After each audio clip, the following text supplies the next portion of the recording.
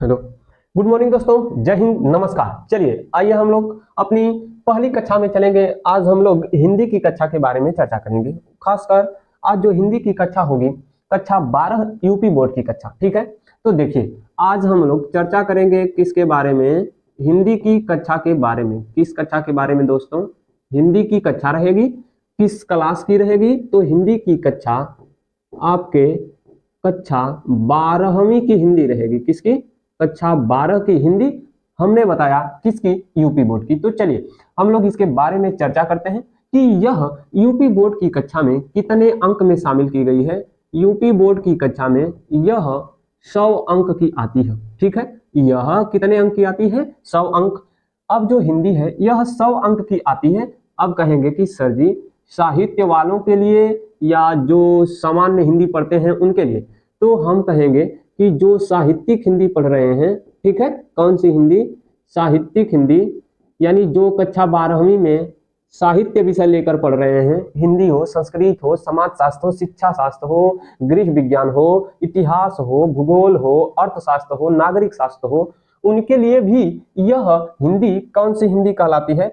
साहित्यिक हिंदी कहलाती है। और जो विज्ञान पढ़ते हैं, विज्ञान में फिजिक्स पढ़ें, केमिस्ट्री पढ़ें, बायोलॉजी पढ़ें या अंग्रेजी है, इन सभी जो कक्षाओं के साथ गणित पढ़ें, इन सभी कक्षाओं के साथ विषयों के साथ जो बच्चा पढ़ता है, यही हिंदी उसके लिए किसके नाम से जानी जाती है? उसके लिए सामान्य हिंदी के नाम से जानी जाती है। और ये जो कक्षा 12वीं में हिंदी होती है, साहित्यिक हिंदी हो या सामान्य हिंदी हो, दोनों लोगों के लिए यह हिंदी कितने नंबर की आती है दोस्तों?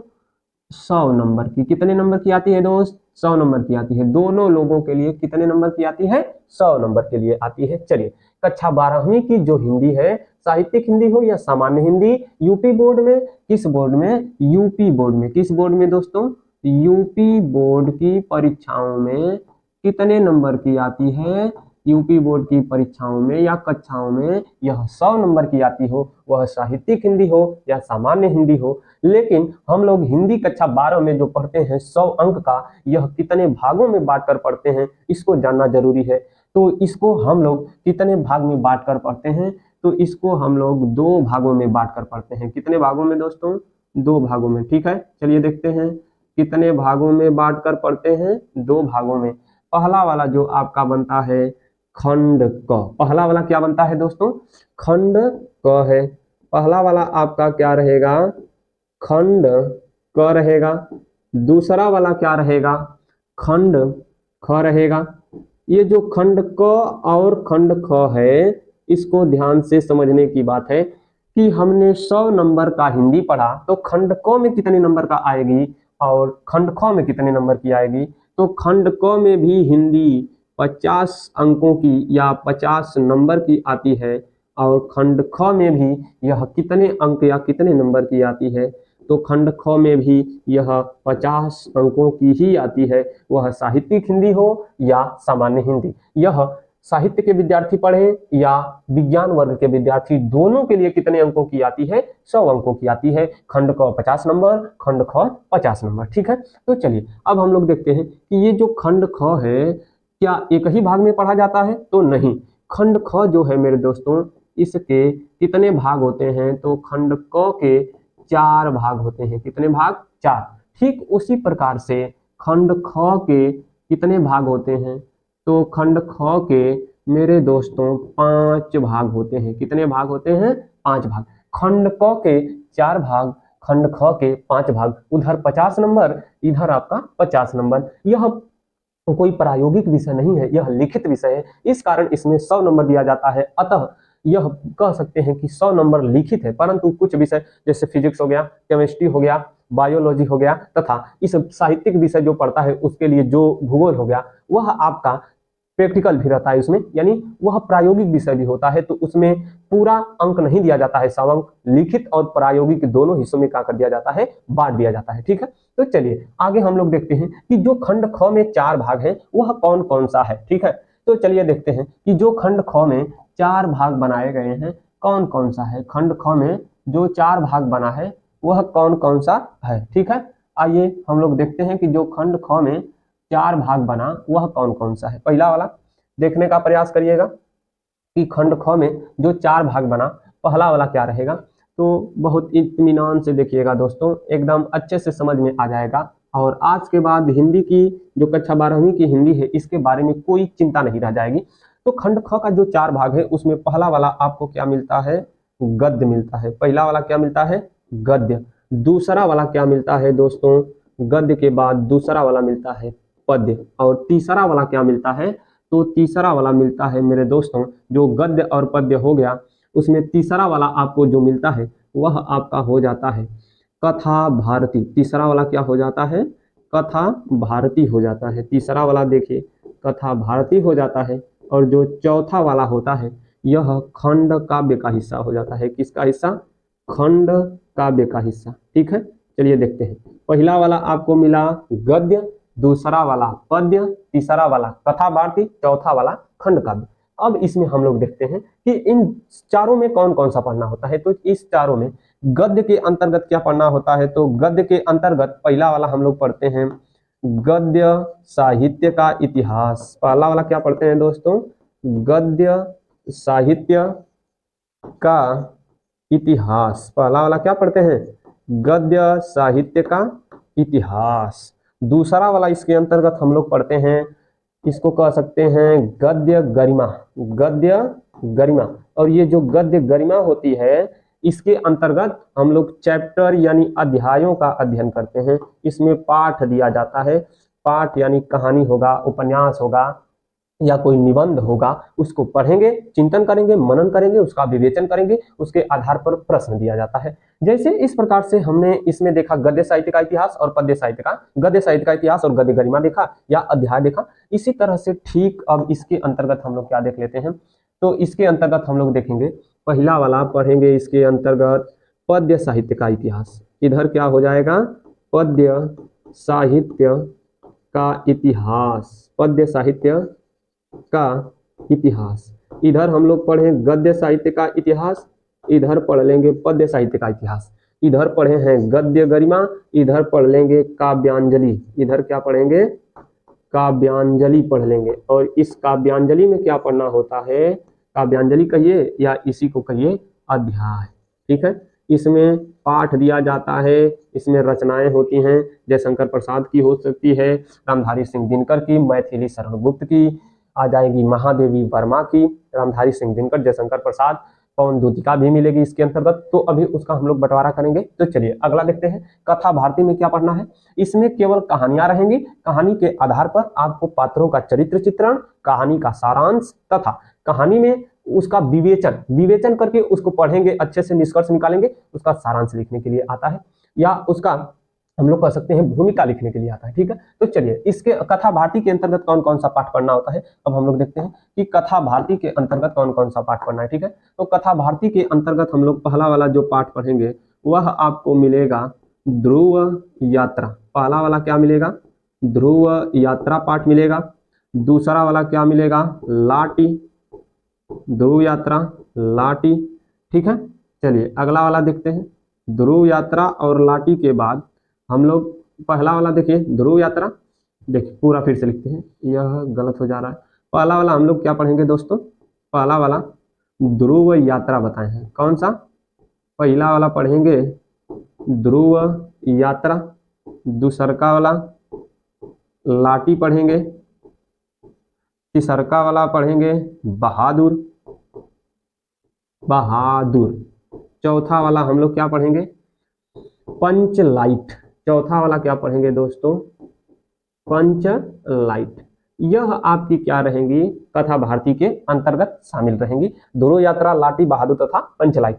खंड काव्य में अलग अलग जिलों के लिए अलग अलग आता है। पहला बात सुनिए, खंड काव्य जो है अलग अलग जिलों के लिए अलग अलग आता है, लेकिन हम किसके लिए बता रहे हैं, तो गाजीपुर जिला के लिए आपका रहता है त्यागपथी। गाजीपुर जिला के लिए कौन सा रहता है, गाजीपुर जिला के लिए रहता है त्यागपथी। और त्यागपथी के रचनाकार हैं रामेश्वर शुक्ल अंचल। त्यागपथी के रचनाकार कौन है, रामेश्वर शुक्ल अंचल, रामेश्वर शुक्ल अंचल। चलिए हमने बताया क्या, कक्षा 12वीं की हिंदी, कक्षा 12वीं की हिंदी के बारे में 100 अंक का यूपी बोर्ड में साहित्यिक हिंदी हो या सामान्य हिंदी, दोनों के लिए 100 अंक कितने भाग में बांटी गई है? 2 भाग में। पहला वाला खंड क, दूसरा वाला खंड ख। खंड ख 50 अंक, खंड क 50 अंक। खंड क में 4 भाग, पहला वाला गद्य, पहला वाला क्या है? गद्य, दूसरा वाला पद्य, तीसरा वाला कथा भारती, चौथा वाला खंड काव्य। इन चारों में हमने बताया कि गद्य में क्या पढ़ेंगे? पहला वाला गद्य साहित्य का इतिहास, दूसरा वाला गद्य गरिमा या अध्याय। अब पद्य में क्या पढ़ेंगे? पद्य साहित्य का इतिहास, दूसरा वाला काव्यांजलि या अध्याय पढ़ेंगे। तीसरा वाला कथा भारती, इसके अंतर्गत हम लोग पहली कहानी पढ़ेंगे ध्रुव यात्रा, दूसरी कहानी पढ़ेंगे लाठी, तीसरी कहानी पढ़ेंगे बहादुर और चौथी कहानी पढ़ेंगे पंचलाइट। इन सभी लोगों का अब हम लोग क्या देखेंगे? इन सभी लोगों का मैं रचनाकार भी बता सकता हूं, लेकिन अभी नहीं बताऊंगा। जब मैं खंड को शुरू करूंगा या खंड ख शुरू करूंगा तो सभी लोगों का मैं परिचय देते चला जाऊंगा। खंड काव्य में गाजीपुर जिला के लिए त्यागपथी आता है, इसको हमने बताया। इसके रचनाकार हैं रामेश्वर शुक्ल अंचल जी। ठीक है, तो चलिए इसका स्क्रीनशॉट बनाइए। अब हम लोग आगे बढ़ते हैं और अगले पेज में चलेंगे।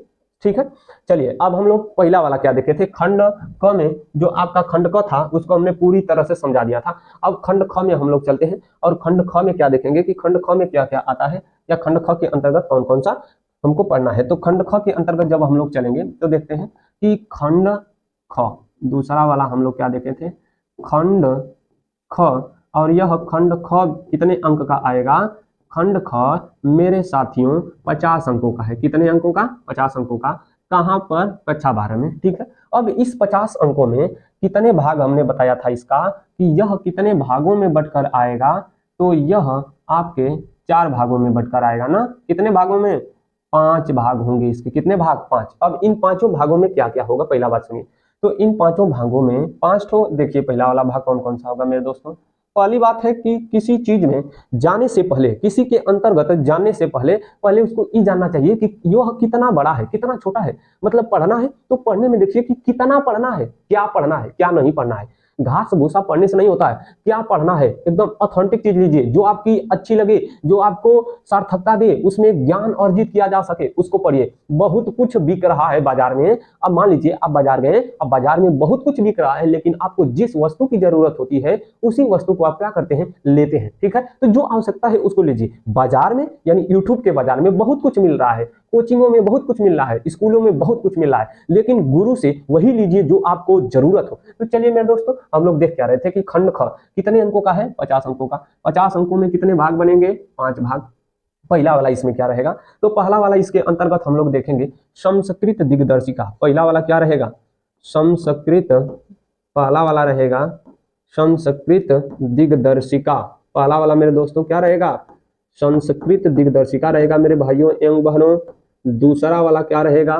तो दूसरा वाला इसके अंतर्गत हम लोग देखेंगे, पहला वाला संस्कृत दिग्दर्शिका, दूसरा वाला देखेंगे हम लोग निबंध लेखन। दूसरा वाला क्या देखेंगे? निबंध लेखन देखेंगे। दूसरा वाला क्या हो जाएगा? निबंध लेखन। इसी तरह से तीसरा वाला हम लोग क्या देखेंगे? तो तीसरा वाला देखेंगे पत्र लेखन। यहाँ पर देखें निबंध लेखन, यहाँ पर देखेंगे पत्र लेखन। तीसरा वाला हो गया 1 2 3। ठीक है, चौथा वाला हम लोग देखते हैं कि चौथा वाला क्या देखेंगे। तो चौथा वाला आपको देखना है व्याकरण। चौथा वाला क्या देखेंगे मेरे भाई साहब? चौथा वाला आपको देखना है व्याकरण, या तो इसको कहिए संस्कृत व्याकरण। इसको क्या कहिए? व्याकरण या संस्कृत व्याकरण कहिए, व्याकरण। ठीक है, अब देखिए चौथा वाला क्या देखना है। तो चौथा वाला देखना है काव्य सौंदर्य के तत्व। काव्य सौंदर्य के तत्व, काव्य सौंदर्य के तत्व। अब काव्य सौंदर्य के तत्व के अंतर्गत 3 चीजें शामिल की जाती हैं। कौन कौन सा? तो पहला वाला आपको पढ़ना रहता है रस, दूसरा वाला आप शामिल करते हैं छंद, और तीसरा वाला आप इसके अंतर्गत पढ़ते हैं अलंकार। रस, छंद, अलंकार। अब सुनिए पहला बात, काव्य सौंदर्य के तत्व यहीं पर थे। कहां पर थे भाई साहब? यहीं पर हम कह रहे थे कि खंड का जो है आपका कितने नंबर का है? 50 नंबर का।